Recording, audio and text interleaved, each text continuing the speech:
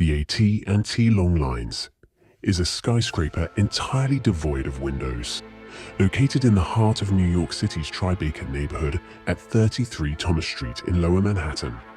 Made entirely of concrete, it's not open to the public, and due to its imposing and enigmatic appearance, it has sparked various urban legends and conspiracy theories over time, especially in the United States. In reality, it is a telecommunications hub, but according to some, the government uses it to spy on the private and institutional conversations of millions of people without their knowledge.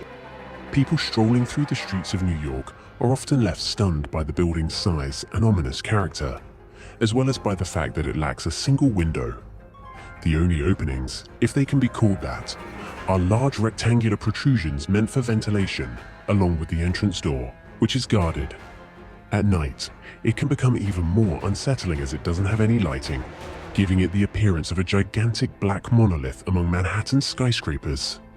The building is actually a massive telephone exchange, once the world's largest upon its construction, where millions of national and international calls are still routed.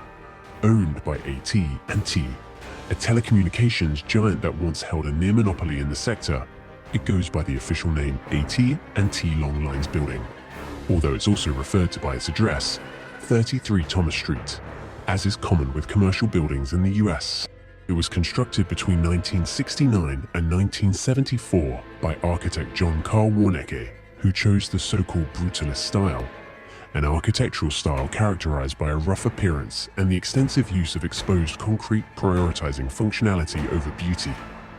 The interior was also designed uniquely, as it needed to house the equipment for routing calls.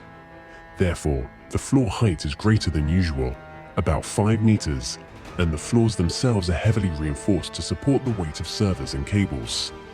Few people outside of employees have been permitted to visit, but those who have reports seeing only long corridors filled with cables, rooms packed with batteries, and storage disks as large as washing machines.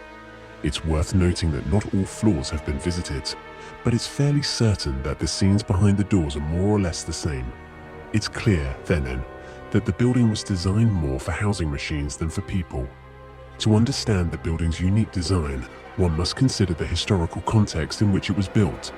The mid-1960s, in the heart of the Cold War, when infrastructure like this was seen as strategic and needed protection, even from a nuclear attack and its radiation. This is why there are no windows, and the walls are so thick. As seen in various images online, such buildings were also designed to hold internal food supplies, emergency batteries, wastewater treatment systems, and even decontamination showers.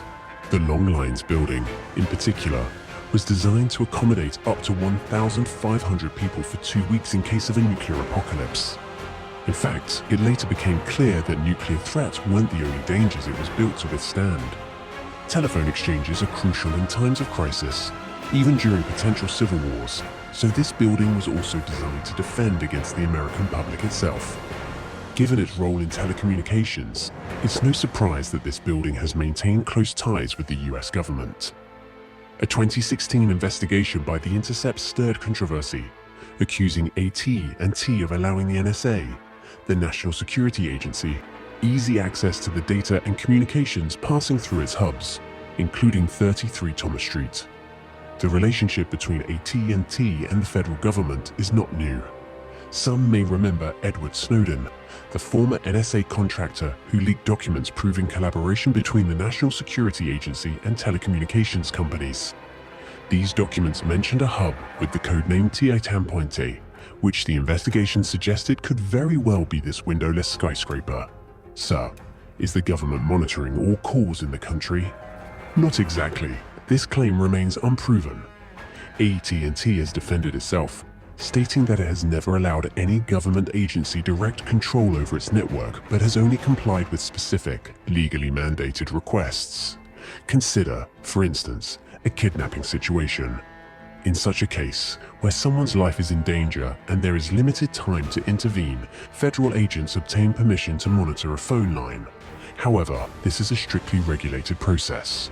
The issue raised by Snowden's documents is much more complex, questioning just how far a government agency can go in the name of national security. Nonetheless, No concrete evidence has emerged from those documents proving a physical NSA presence in this skyscraper or showing direct involvement by AT&T, a private company, in international espionage. The building's unique and rare appearance and its restricted access have surely fueled these theories, along with its appearances in certain movies and TV shows, where it's been used as an exterior for spy agencies. And you, what do you think?